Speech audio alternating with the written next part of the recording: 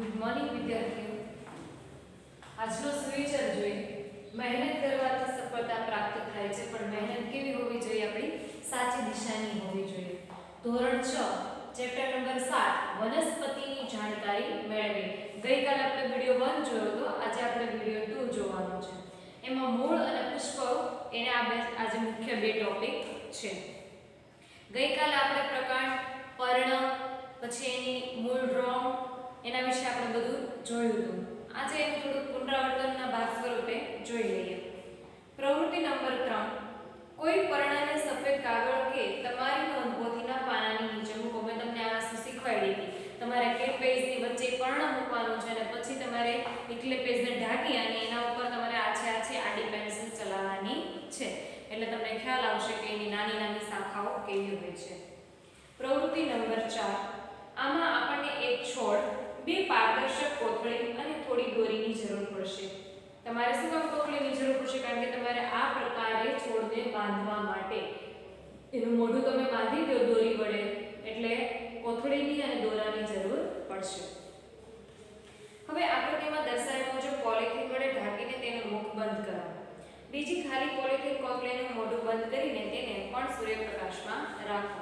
હવે આપણે શું કરવાનું છે? એકને તમારે ખૂણામાં રાખવાની થશે અને એકને સૂર્યપ્રકાશમાં. થોડા કલાક પછી કોથળીની અંદરની સપાટી જુઓ. તમને શું દેખાય છે? એમાં નાના નાના પાણીના ટપકા જોવા મળશે. કોથળીમાં શું જોવા મળશે? જેની અંદર તમે છોડને ગાંઠ દોરાથી બાંધી દીધું છે ને પ્લાસ્ટિક વડે, એમાં તમને નાના નાના પાણીના બૂંદ જોવા મળશે. શું કોઈ કોથળીમાં પાણીના થોડા ટીપા દેખાય છે? હા. કઈ કોથળીમાં ટીપાઓ છે? તો કે જેમાં તમે બાંધેલી સૂર્યપ્રકાશમાં રાખેલી છે તેમાં.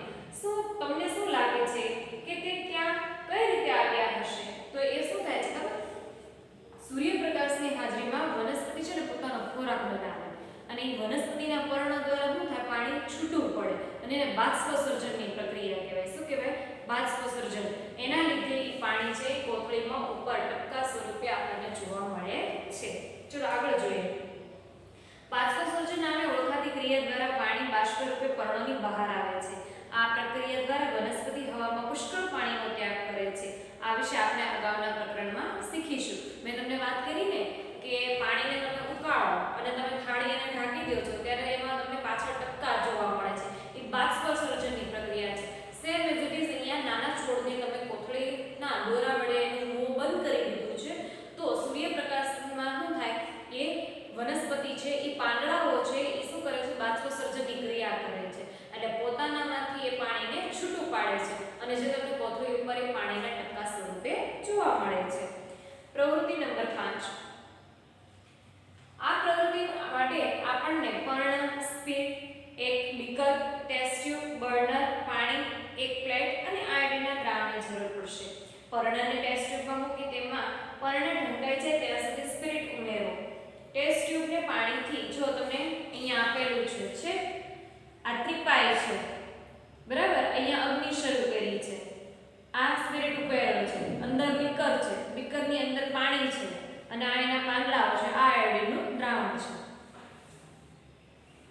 ટેસ્ટ ટ્યુબને પાણીથી અડધું ભરેલું હોય તેવા બીકરમાં મૂકો. પર્ણનો બધો લીલો રંગ નીકળીને ટેસ્ટ ટ્યુબમાં ન આવી જાય ત્યાં સુધી બીકરને ગરમ કરો. પર્ણને કાળજીપૂર્વક બહાર કાઢો અને પાણી વડે ધોવો. તેની પ્લેટ પર મૂકો અને આયોડિનનું દ્રાવણના ટીપા ઉમેરો. તમે શું જોયું? તમારા અવલોકને પ્રકરણ 2 ના અવલોકનો કે જેમાં જ્યારે ખોરાકમાં રહેલા પોષક દ્રવ્યોની ચકાસણી કરી હતી તેની સાથે તુલના કરો. શું આનો મતલબ એવો છે કે પર્ણમાં સ્ટાર્ચ છે? હા. બટાકાના પતિકામાં પણ સ્ટાર્ચની હાજરી હોય છે. વનસ્પતિના અન્ય ભાગમાંથી સ્ટાર્ચ મેળવી બટાટા તેનો સંગ્રહ કરે છે. જો કે પર્ણ પોતાનો ખોરાક સૂર્યપ્રકાશની હાજરીમાં રહેલા લીલા રંગના દ્રવ્યને લીધે કરે છે. આ માટે તેઓ પાણી તથા હવામાં રહેલા કાર્બન ડાયોક્સાઇડનો ઉપયોગ કરે છે.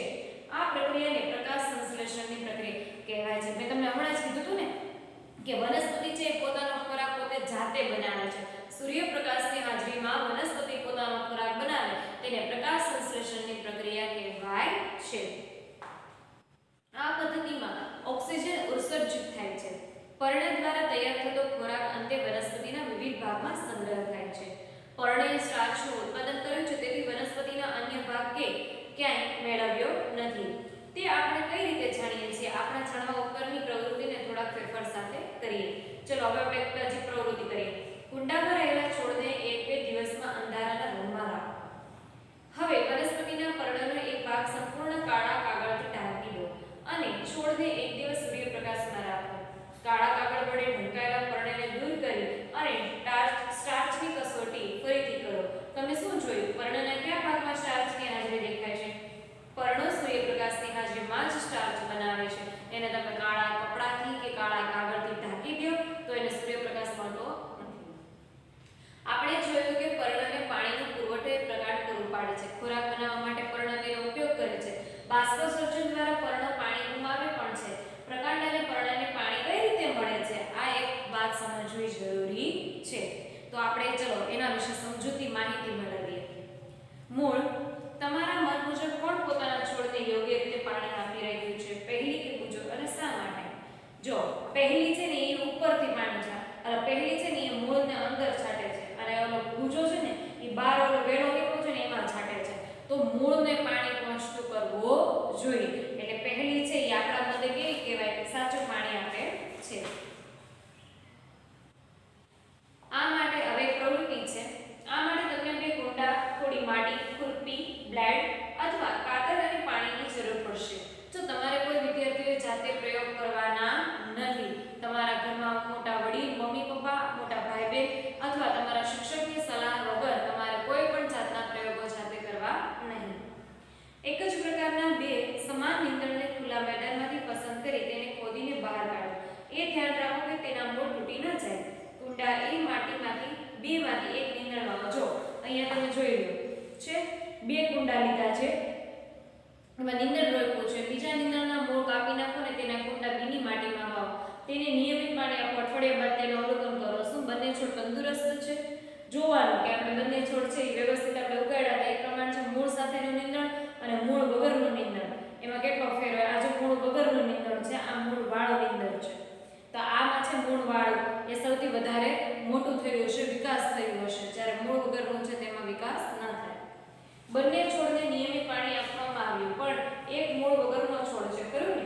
શું આ પ્રવૃત્તિની મદદથી તમને મૂળનું મહત્વ સમજાયું? હા, મૂળ દ્વારા જ પાણી, પોષક તત્વો, જરૂરી જે ખનિજ ક્ષારો છે એ વનસ્પતિને મળે છે મૂળ દ્વારા. આવું મૂળ જ ન હોય તો એને પાણી એની શાખાઓ કે પર્ણ સુધી પહોંચે નહીં, એટલે એ છોડનો વિકાસ થતો નથી. જ્યારે મૂળ હોય તો જ તે છોડનો વિકાસ થાય છે. મૂળના બીજા અન્ય કાર્યને સમજવા ચાલો એક પ્રવૃત્તિ કરીએ. અહીં આપણને ચણા, મગ જો અહીંયા આપેલું છે આપણને છે આકૃતિમાં ચણા, મકાઈના દાણા, રૂ, વાટકી અને થોડું પાણી જોઈશે. આવા સામાન્ય પ્રયોગ છે તમે ઘરે કરી શકો છો. 2 વાટકી લો, તેમાં ભીનું રૂ મૂકો. એકમાં ચણાના 3-4 દાણા અને બીજામાં તેટલા જ મકાઈના દાણા મૂકો. જ્યાં સુધી ફણગાવેલા બીજનો વિકાસ થઈને બાળછોડ થઈ જાય ત્યાં સુધી દરરોજ પાણી છાંટીને રૂને ભીનું રાખો. 1 અઠવાડિયા બાદ બાળછોડને રૂથી અલગ કરો. શું મૂળને રૂથી સહેલાઈથી દૂર કરી શકાય? શા માટે? પ્રકરણ 6 માં આપણે છોડને જમીનમાંથી સરળતાથી કાઢી શક્યા ન હતા. આપણે તેને ખોદવા પડ્યા હતા. વનસ્પતિને જમીનમાં મજબૂતાઈથી પકડી રાખવા તેના મૂળ મદદ કરે છે. તેઓ વનસ્પતિની જમીનમાં જકડી રાખે છે. હવે તમને એમ કહે કે વનસ્પતિમાં મૂળનું મહત્વ સમજાવો, તો તમે સમજાવ્યું હતું કે નહીં? મૂળ હોય તો જ વનસ્પતિની શાખાઓ અને પ્રકાંડને તેમજ એના પર્ણોને જરૂરી પાણી અને પોષક તત્વો મળી રહે છે. મૂળ છે એ જમીનમાં વૃક્ષને જકડી રાખવાનું કાર્ય કરે છે. બીજું, તેની મજબૂતાઈમાં પણ વધારો કરે છે.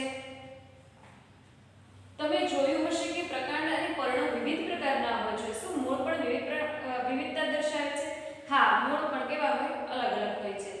આકૃતિ જો તમને 7.16 આપી છે, એમાં A અને આ B. ધ્યાનપૂર્વક અભ્યાસ કરો. હવે રૂમાંથી બહાર કાઢેલા ચણાના મૂળને જુઓ અને A આકૃતિ અને B આકૃતિમાં દર્શાવ્યા મુજબ દેખાય છે. તમે ઘરે જોયું હશે મગ હોય, મગ એના ફણગા ફૂટેલા હોય, બરાબર? તો અહીંયા પણ જો એ જ રીતે એક કોટા નીકળેલા છે. ચણા હોય તો એને પણ એ રીતે હોય. આવી રીતે તમારા ઘરે તમારા મમ્મી જ્યારે મગ ફણગાવે ને ત્યારે જોવાનું એમાં કોટા કેવી રીતે નીકળેલા છે. મકાઈના મૂળ વિશે શું કહેશો?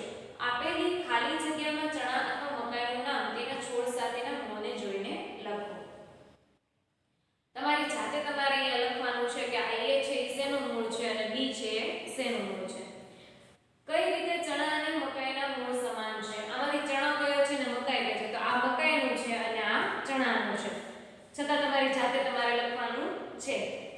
લાગે છે કે બે પ્રકારના મૂળ હોય છે, ખરું ને?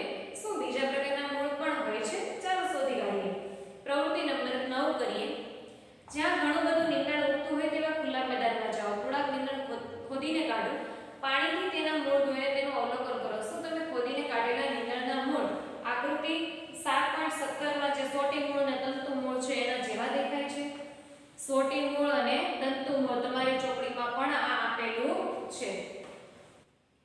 આકૃતિમાં દર્શાવ્યા પ્રમાણે મૂળના આ પ્રકારમાં મુખ્ય મૂળને સોટી મૂળ કહે છે. વિદ્યાર્થી મિત્રો, તમારી સાથે પોથીમાં આ પ્રશ્ન પૂછેલો છે. સોટી મૂળ કોને કહેવાય, પાર્શ્વ મૂળ કોને કહેવાય, તંતુ મૂળ કોને કહેવાય? તો હું જે શીખવાડું છું તેના ઉપર ધ્યાન આપજો. નાના મૂળને પાર્શ્વ મૂળ કહે છે. આકૃતિમાં દર્શાવ્યા પ્રમાણે વનસ્પતિમાં મુખ્ય મૂળ હોતા નથી. બધા જ મૂળ સમાન હોય તેને તંતુ મૂળ કહે છે. તમે એકઠા કરેલા નીંદણને બે જૂથમાં મૂકો. એ સોટી મૂળ, બી તંતુ મૂળ. તેમાં રહેલી વનસ્પતિના પૂર્ણ જુઓ. તે કયા પ્રકારનો સૂર્યવિન્યાસ છે? જૂથ બી માં એ કયા પ્રકારનો સૂર્યવિન્યાસ છે એ ચેક કરો. શું તમે કોષ્ટક 7.2 માં નોંધ્યું કે પર્ણનો સૂર્યવિન્યાસ તેના મૂળ પ્રકાર વચ્ચે રસપ્રદ સંબંધ ધરાવે છે? શું તમે એ પણ નક્કી કરી શકો છો અત્યાર સુધીની પ્રવૃત્તિમાં અભ્યાસ કરેલી કેટલીક વનસ્પતિના પર્ણના શિરાવિન્યાસ અને મૂળના પ્રકારો સાથે જોડો? અહીંયા વનસ્પતિનું નામ આપ્યું છે, બાજુમાં એનો શિરાવિન્યાસ એટલે કે પર્ણના શિરાવિન્યાસનો પ્રકાર લખવાનો છે અને અહીંયા મૂળનો પ્રકાર લખવાનો છે. મૂળ છે એ કેવું છે? પાર્શ્વ મૂળ છે, સોટી મૂળ છે કે તંતુ મૂળ છે? આ એના પ્રકાર થયા, તો એ લખવાનું કીધું છે. પણ વનસ્પતિ તમે લીધેલી હોય તો તમને ખ્યાલ હોય કે આ એનું સોટી મૂળ થાય, આ એનું તંતુ મૂળ થાય. આપણે શીખ્યા કે મૂળ જમીનમાંથી પાણી અને ખનિજ તત્વોનું શોષણ કરે છે અને પ્રકાંડ તેને પર્ણો તથા વનસ્પતિના અન્ય ભાગ સુધી લઈ જાય છે. પર્ણો ખોરાક તૈયાર કરે છે. આ ખોરાક પ્રકાંડ મારફતે વહન પામીને વનસ્પતિના વિવિધ ભાગોમાં સંગ્રહ પામે છે. આમાંના કેટલાક મૂળને આપણે ખાઈએ છીએ, જેમ કે ગાજર, મૂળા, સક્કરિયું, સલગમ અને સાબુદાણા. આપણે ખોરાકનો સંગ્રહ કરતા હોય તેવા વનસ્પતિના અન્ય ભાગો પણ ખાઈએ છીએ. શું તમે સહમત છો કે પ્રકાંડ એક દ્વિમાર્ગી રસ્તા જેવું છે, જે પ્રકાંડ માટે ઉપર જાય છે અને નીચે આવે છે? બરાબર. જો આ તમને એ પૂછે દ્વિમાર્ગી રસ્તા તો કે પ્રકાંડ ઉપર જાય, નીચે જાય, નાજુ જાય, બાજુમાં જાય. ઓકે, ચલો અહીંયા સુધીનું આપણે મૂળ વિશે શીખી ગયા. હવે આપણે પુષ્પ વિશે જોવાનું છે. અહીંયા તમને આકૃતિ ABC આપેલી છે. આ ડાળી છે, આ પાંદડા છે અને અહીંયા ફૂલ આવેલું છે. ડાળી, પાંદડા અને અહીંયા આપેલું છે આપણને ફૂલ. આ પુષ્પ માટે તમે કયો રંગ વાપર્યો? શું બધા જ પુષ્પ રંગીન છે? શું તમે ઘાસ, ઘઉં, મકાઈ, આંબો, જામફળ જે વનસ્પતિ પર પુષ્પ જોયા છે? વનસ્પતિ પર પુષ્પ જુઓ તો શું તે ચમકતા રંગના દેખાય છે? ચાલો થોડા પુષ્પ વિશે આપણે અભ્યાસ કરીએ. જે આ પ્રશ્ન છે એનું સોલ્યુશન કરીએ. ધતુરો, જાસૂદ, સરસવ, રીંગણ, ભીંડા અને ગુલમોહરમાંથી કોઈ પણ એક વનસ્પતિની એક ડાળી, તેના બે તાજા પુષ્પ લો. સાથે બ્લેડ, કાચની સ્લાઇડ કે કાગળની શીટ, બિલોરી કાચ અને પાણી લો. ધ્યાનથી જુઓ. ખીલેલા પુષ્પના મુખ્ય ભાગને નિહાળો. તે પુષ્પના દલપત્રો છે. વિવિધ પુષ્પને વિવિધ રંગના દલપત્ર હોય છે. જો દલપત્ર કોને કહેવાય? તો આ જે આખું પાંદડું ખીલી ગયું છે એને દલપત્ર કહેવાય. પછી વજ્રપત્ર કોને કહેવાય? તો જે પત્ર એની રક્ષણ કરે છે આગળ હજી ખીલવા માટે, એને વજ્રપત્ર કહેવાય. અહીંયા તમને કોષ્ટક આપેલું છે. દલપત્રની સંખ્યા, વજ્રપત્રની સંખ્યા અને રંગ. વજ્રપત્રો જોડાયેલા છે, જુદા જુદા છે, પુકેસર મુક્ત છે અને શ્રીકેસર હાજર કે ગેરહાજર છે તેના વિશે કોષ્ટક આપેલું છે. જો તમને ઉદાહરણ એક આપું, ગુલાબનું ઉદાહરણ લઈએ આપણે. ગુલાબ છે તો એનો રંગ કેવો છે? વધારે છે. દલપત્ર પણ એમાં વધારે છે. રંગ એનો તો તમને ખબર જ છે કેવો હોય. વજ્રપત્રની સંખ્યા 5 છે. રંગ આપણે જાણીએ છીએ કે લીલો હોય. શું વજ્રપત્ર જોડાયેલા છે કે જુદા જુદા છે? પુકેસર તે મુક્ત છે કે પાકડી સાથે જોડાયેલ છે? મુક્ત છે. શ્રીકેસર એમાં હાજર છે. એક પુષ્પ લઈને તેના દલપત્ર અને વજ્રપત્રનું અવલોકન કરો. તેને કેટલા વજ્રપત્ર છે, કોની સાથે જોડાયેલા છે, તેનો રંગ કેવો છે, વજ્રપત્ર કોને કહેવાય, દલપત્ર કોને કહેવાય, તમને મેં ગુલાબનું છોડ લઈને ઉદાહરણ આપી દીધું. આખા વર્ગના અવલોકનના આધારે કોષ્ટક બનાવો. જે વિસ્તારમાં પુષ્પ ધરાવતી વનસ્પતિ હોય તેની મુલાકાત લઈ તમારા અવલોકનો કોષ્ટકમાં લખો. આખા વિભાગનો અભ્યાસ કરો. ઉદાહરણ તરીકે ધતુરા અને તેના જેવા જ ગરણી આકારના પુષ્પોને તેના દલપત્રોને ઉભા લંબાઈથી કાપીને ફેલાવી દેવા, જેથી અંદરના ભાગોને સ્પષ્ટ એ સ્ત્રી કેસર છે. તમને એવો પ્રશ્ન થવો જોઈએ કે ટીચર સ્ત્રી કેસર અને પુકેસર એટલે શું? તો આ જે તમને જાસૂતું ફૂલ આપેલું છે અને એમાં તમને આ લીલી લીલી જે ડાળખીઓ દેખાય છે એને પુકેસર કહેવાય. અને સાવ નીચેનો ભાગ જે પાંદડાઓ વજ્રપત્ર નીચે આપેલા છે અહીંયા એને સ્ત્રી કેસર કહેવાય. ઓકે, બાકીના ભાગને જોવા માટે વજ્રપત્રો અને દલપત્રો દૂર કરો. ત્યાંથી અભ્યાસ કરો. તમારી પુષ્પની તેમાં દર્શાવેલ ભાગ સાથે સરખામણી કરો. તમારા પુષ્પમાં પુકેસર ક્યાં છે અને સ્ત્રી કેસર ક્યાં છે? તમે કોઈ ગુલાબનું ફૂલ લીધું તો એમાં ચેક કરવાનું છે. શું તમારા પુષ્પમાં પુકેસર બંને ભાગ તમે ઓળખી શક્યા? તમારા પુષ્પમાં કેટલા પુકેસર છે અને કેટલા સ્ત્રી કેસર છે તેનું નામ નિર્દેશન કરો.